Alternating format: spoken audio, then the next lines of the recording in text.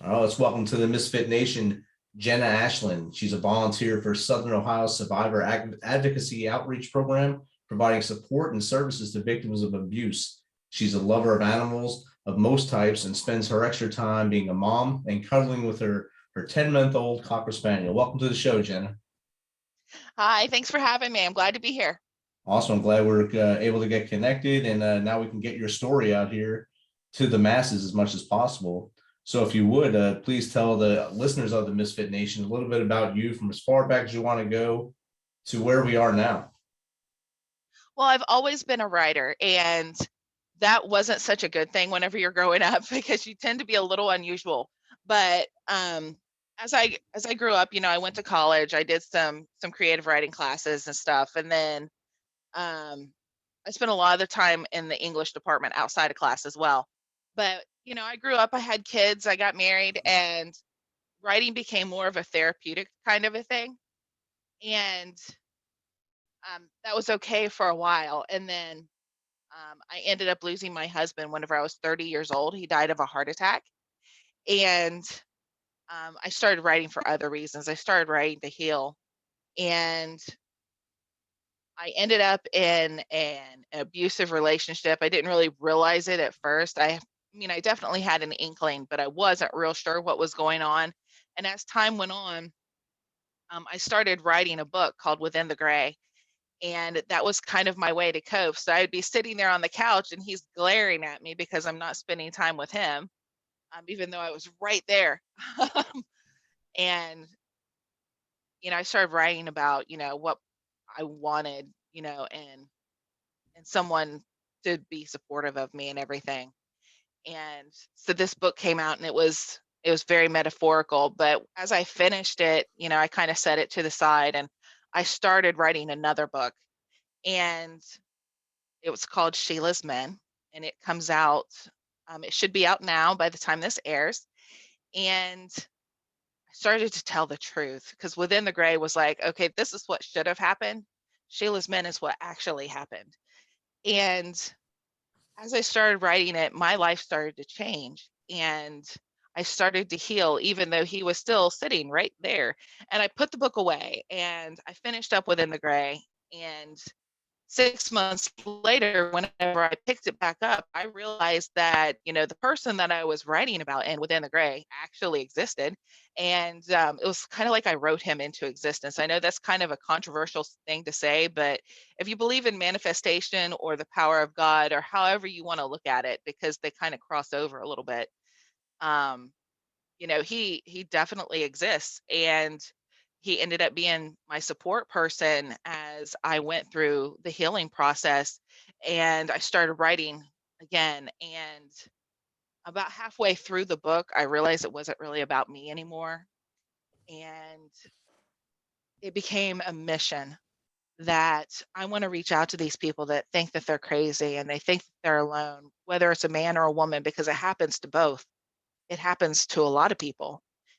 To be able to reach out to them and say, hey, you're not crazy. You're not alone. This is what's really happening. And it wasn't about me anymore. And because of that, I wrote Sheila's Men within 6 months, edited it as I went. A few months later, it was done and I was scared. So I'm like, oh man, it's kind of definitely one of those everybody has skeletons in the closet. I just happened to open up the door, put a spotlight on it, and said, here you go.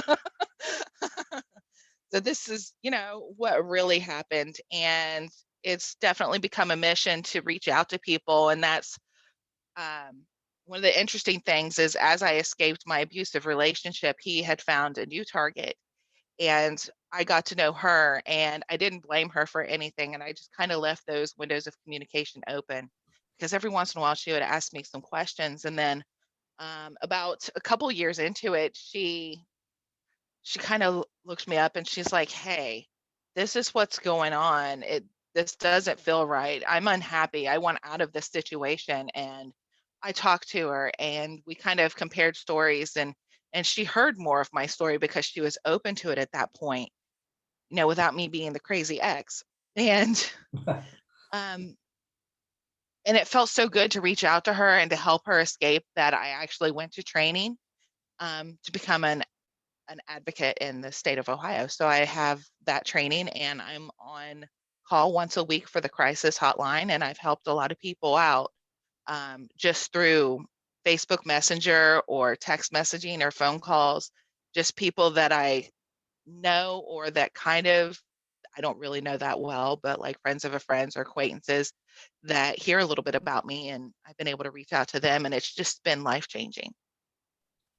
Yeah, I'm sure that's amazing to give back after you went through the spiral of the tumultuous relationship. You're able to not just help those others that are going through it at the same time heal or try to get out of it. It also helps you in your healing process, as now you're able to stop it from happening to someone else.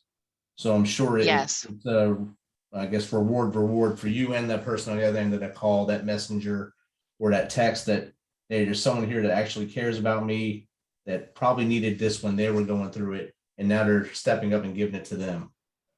Yes. I live in a small town, so there's a lot of small towns out there, and people don't always necessarily have a place to go or someone to call or a way to, get help. And, they're in this spiral where they think they're crazy, and they think that the only way out is suicide, because that's the only way that they can find to escape. And that's not the case. And I'm here, and the book is here to tell people that, hey, it doesn't have to be that way. There is a much better life on the other side. I went from, I was very suicidal. I was looking at guardrails and cliffs on the way to work every day, going, if I just hit the gas real hard, you know, Wow. and I can laugh about that now, but it was devastating. I remember crying all the way to work, but now I look back and I'm like, that's so sad, but it's so empowering to know that I went from that to someone who is giving back and is able to help other people to realize that life is so much better on the other side of this, and you can escape. It is possible to live a good life. And I'm getting married in June, and I'm excited, and my life is completely different than what it was a couple of years ago. Congratulations on your nuptials this coming June. Hopefully it's able to have some guests there and we're not all locked down for whatever reason this year. June Yeah. should be nice, hopefully. Yeah. Well, we're going to Florida to get married, so that's a little scary because you never really know, because I'm all the way in Ohio. So I'm like, oh. No, But I was we just have stuck in family down Florida for a there, day. so So I was just yeah. stuck there for a day thanks to an airplane, but it was beautiful and it was wide open. So I think you'll be fine. Yes. Yes. And we've been down there a few times and not had any trouble with COVID. So Good, good. That's always good. So how yes. long after your first husband died when you were young, 30 years old, how long after his death did you wind up in a relationship with your second I guess the tumultuous relationship? Well, he wasn't actually my first. He was in there a little bit. I had a really bad childhood, and I had some childhood abuse, and that kind of puts you in a pattern where you tend to attract and draw people like that to you. So my relationship history is not the best.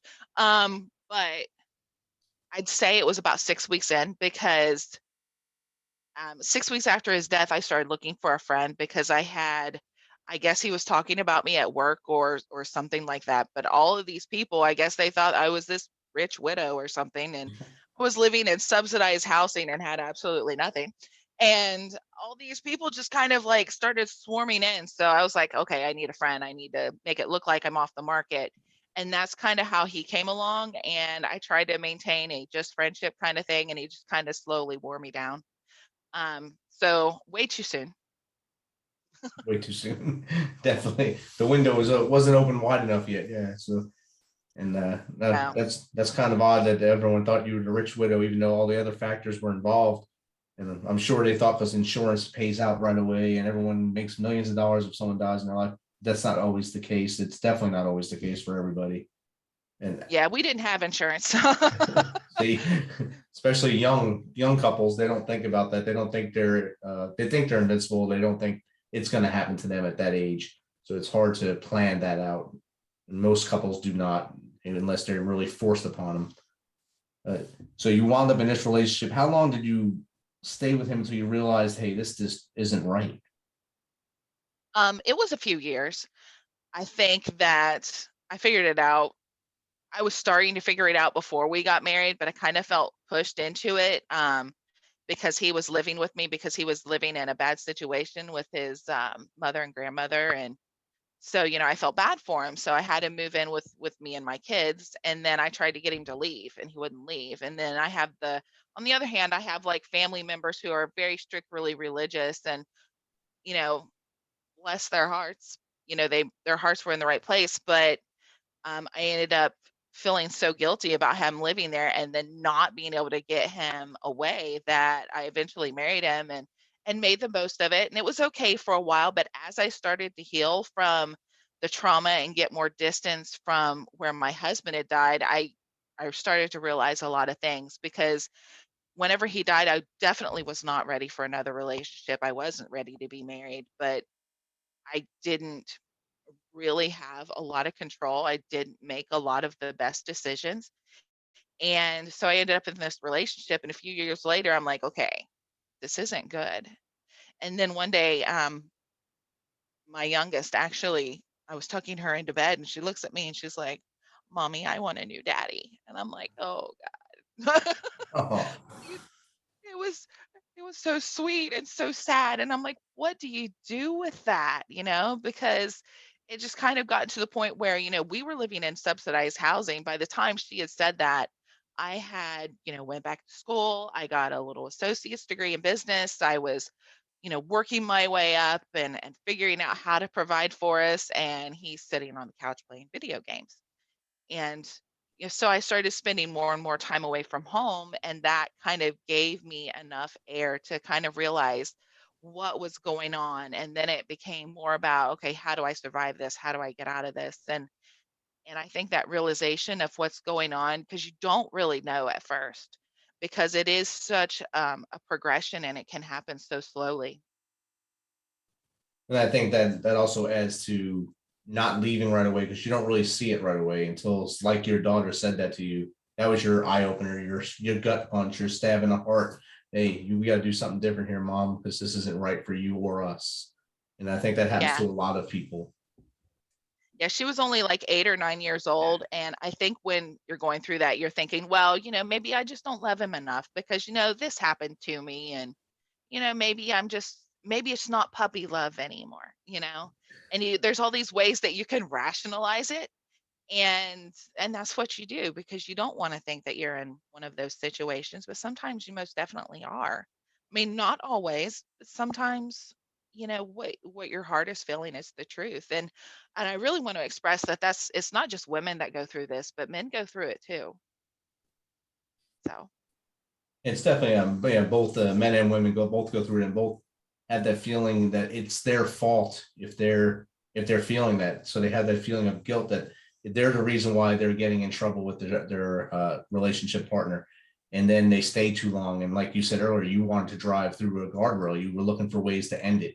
And that's not how you're supposed to feel ever. But you didn't realize that at that time because you thought you were the problem, really. You're blaming yourself. And I'm sure that's a lot of people you have the honor to try to help now are going through the same thing.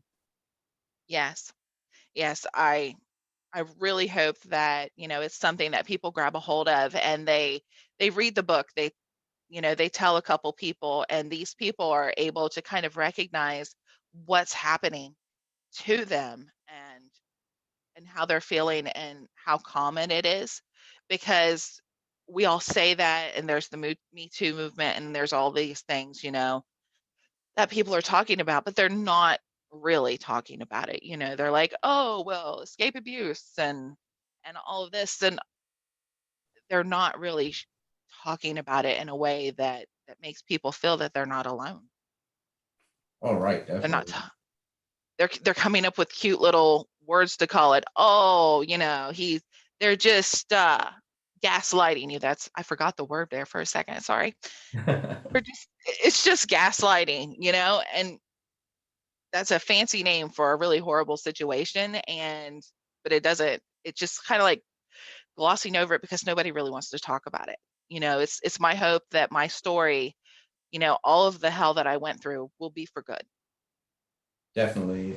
And you brought up the Me Too movement, and like you said, it's a movement for the media. I believe that's all the Me Too movement was. It was for big names, and the Me Too movement was meant to take down big names, but not take care of little people, the people like yourself that are in the trenches, that are fighting this fight right live, and the people that you're helping through your advocacy. The Me Too movement was basically a look at me thing, but not a look at you thing, and not look at those who were actually suffering. And I think what you're doing is way better than what that movement ever could do. I hope so, because I don't think the I don't think the Me Too movement did what it could have. Um, I think it might have scratched the surface maybe a little bit. But to really dive in deep and say, hey, this is exactly what happened to me, because I write in a very visual, very descriptive way, but also in a way where anybody can relate. One of the things that I did in the writing of this book is I never gave Sheila a description, not ever. So you have no idea what she looks like. So you can put yourself in that position. You can put your neighbor into that position, or your daughter, or your mother, or your sister. You know, if you know somebody who's been through this, this is a great tool for people that have been through it, and for people who, know someone and they want to understand, you're going to experience it a little bit. Definitely. And I think the way you wrote it without the description will help those put their own face in there, or their own description in there to say, hey, that's me that this book is written about, and I need to take that step through that wall and make my life better, see the light and drive forward. When you went through this, I'm sure your mental health took a toll. I mean, not just through that portion. First, you lost your husband at an early age. That's a mental leap too. And then you went through this, so that's another mountain to climb mental health wise. Did you realize that, or was it after you realized that you were in the abusive relationship that you sought help for your mental health as well? I started seeking mental health pretty early, and it kind of was an on again, off again thing, because I really just didn't have much time, because I was working. I became the store manager of a jewelry store. It took a long time to get there, and was just a whole lot of work. So I was gone like 60 hours a week. And eventually, though, I thought I was going completely crazy, and he was really helping confirm that and make it seem way worse than it was. And I had depression, I had PTSD, I had they said that I had characteristics of bipolar. They said I had characteristics of borderline personality disorder. And because I wasn't making the best decisions at time, they tried to put me on lithium, which for some people that's great, but that was kind of a wake up call for me. And I'm like, I'm not this person. This isn't really who I am. I'm not these things. And later on, I kind of realized, that those were just trauma responses, because whenever you're going through trauma, everybody hears about fight or flight, but sometimes you freeze. And one thing that you don't hear about is fawning, and that's whenever you kind of just blend in. You make peace. You just kind of go with the status quo to kind of preserve your own life. Definitely. And that, like, I'm glad you brought up the fight or flight. And that's what a lot of victims go into. They realize that they can fight, or they can flee, or they can sit there and get that Stockholm syndrome and become one with their captor at that time, or their abuser, for better term than captor. Yeah, I guess they both go coincide in that point, because they're capturing your emotions, they're capturing your well-being. And that Stockholm syndrome makes you more resonate towards the abuser than towards you, and you lose that sense of you the whole time. And I think you've made that positive step forward, not just for you, but for all those that you help now, in the writing of the two books, and your advocacy. That's probably the biggest portion. The books will help those who you can't speak to right there in Ohio, but the books will reach the masses. How does that make you feel that you're able to get that story out like that? Um, so whenever I first started sending it out to beta readers, and they started saying, hey, I've seen myself in this. And I have people that have already read it, that are set to review it and everything, because that's just how you do things. Um, it's very powerful, and it makes me very happy, but it is also very, very sobering, because it's a huge responsibility, and it's very serious, and it's already more than what I thought it was going to be. because, writing, you're like, man, if I can just get to one or two people that can read this, if I can just help one or two. And we're way past that already. And um, the book isn't even released yet.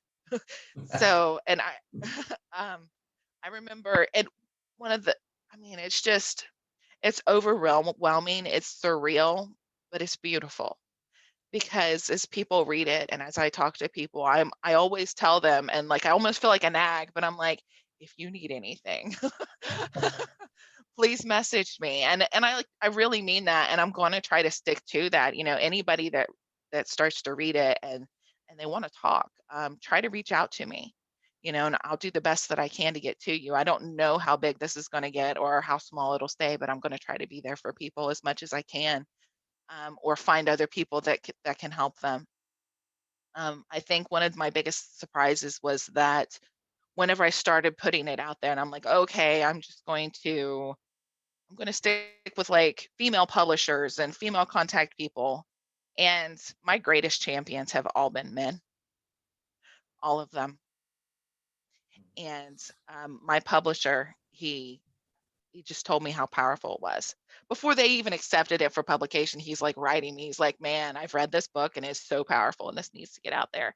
It's like, we're still going through the process. So this isn't an official offer, but, and, but it is very sobering, and I don't know what's going to happen, but I think something is happening. Like you said, it's a sobering feeling. Just helping one person's great. When you have the one-on-one call, that's a great call. Now you're doing U to X, because you don't know how many people are picking up that book, having their cry while reading it, hiding in their bathroom reading it, or wherever they are reading it in their nook and crying, saying, I wish I can hug this woman for writing this. And their hearts are pounding, your heart's pounding, because you know it's happening. It's happening right now, and your blood, you're getting that whole, that rush of feeling, I actually helped someone today. And that's an amazing feeling. And you should pat yourself on the back a little bit for that. And also for breaking through the barrier that you had to make it to this point and still be sitting there talking to me.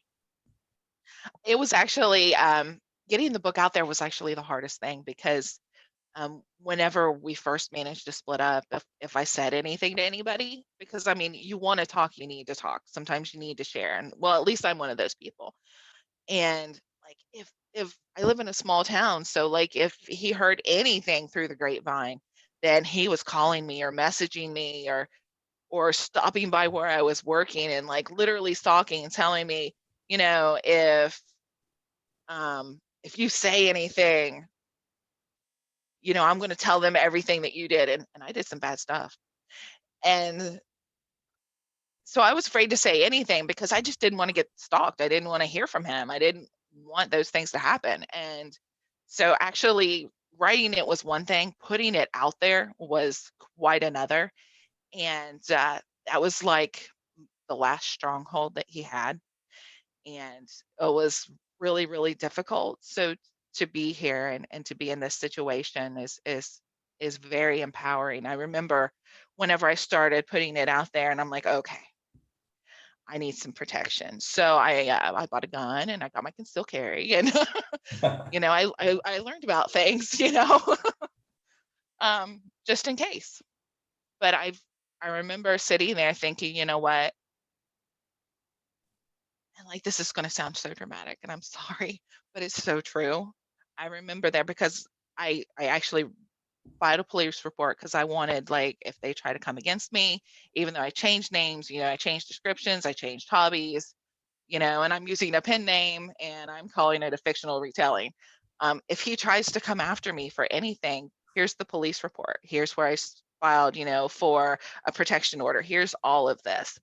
Uh, and I remember sitting there in my car thinking, you know what? I'm going to do this. I have to do this. This is about more than me. This book has to get out there, and I need to protect myself as much as possible. But if something happens to me, at least I have done the right thing. Definitely, you definitely did the right thing. Protecting yourself and getting the writing out there it's not just helping you, it's helping everybody. And that's great things. If you can give advice to someone that is in the situation on how to recognize the signs and and what to do next, what would that be? You need to listen to your heart. You really do, because if you're going through this, a part of you knows, and you're just kind of denying it. Reach out. There's tons of Facebook groups that I'm in that can help you. You can reach out to me if you have questions. I recommend getting the book, not just because I want to make a sale, because it can be used as a tool. Get a journal, start talking about how you're feeling. If it's not safe to do that, then try to find someone, find your crisis centers. There's RAIN, there's Voices Beyond Assault. There's a lot of local chapters as well that are across the country that should be able to help you and just be able to talk to you.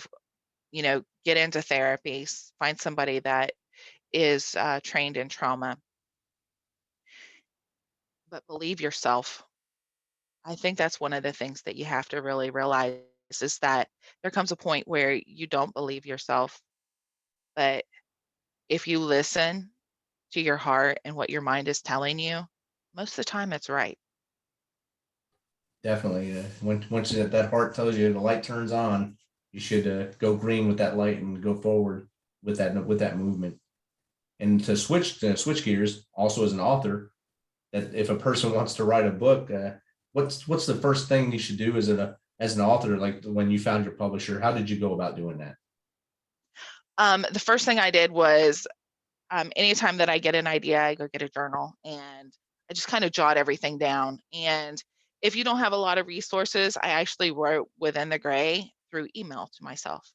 Google. That's what I did. Nice. A lot of time.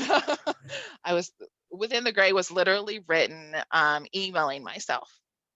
I would sit down and I had this one email thread, and that's what it was. It was the book. And just put pen to paper, write what you feel. Reach out to other writers, because most of the time they're there to help you. It's a really good group of people. You can find them just about everywhere, all over social media. And most of the writing community tries to help each other out. But if you're going to write, just write. Don't overthink it. Just do it. And once you get into those writing communities and stuff, you can find a lot of resources on who you should contact, how you should query for an agent, or how you should send out queries to publishers and things like that. There's a lot of advice out there. But my first thing is to just write however you've got to do it, whether that's pen and paper, whether that's, on napkins to start, get you a little shoebox if you gotta, like I said, I wrote Within the Gray in email. That's amazing. That's the first time I've ever heard someone do that. Your inbox is obviously full because you're able to write a book, so that's good. Yeah. Well, I was at work all the time, and I was working 60 hours a week. So I'd get a break at work and I'm sitting there on the company laptop going, or the tablet stuff going. That's workaholic, but it's outstanding to get that done in that method. I've never heard that before. And I think that it worked for you, so it'll probably work for many others that never thought of that. Because everyone thinks you have to write in a Word document and then do this, or in a Google Doc, and that way you save it and you can go to other places. Email is always there too. It doesn't disappear. So that's a great tidbit of advice right there. Jenna, Yeah, it's good. it's kind of unusual, but it's not going anywhere, Right. It never disappears unless you have a big time name that can delete all your servers. Ooh, yeah. Be awful. Yes. But Jenna, thank you for taking some of your time to join us here in the Misfit Nation, and we look forward to great things from you in the future. All right. Thank you so much for your time. I've really enjoyed it. No problem. Have a good one. You too.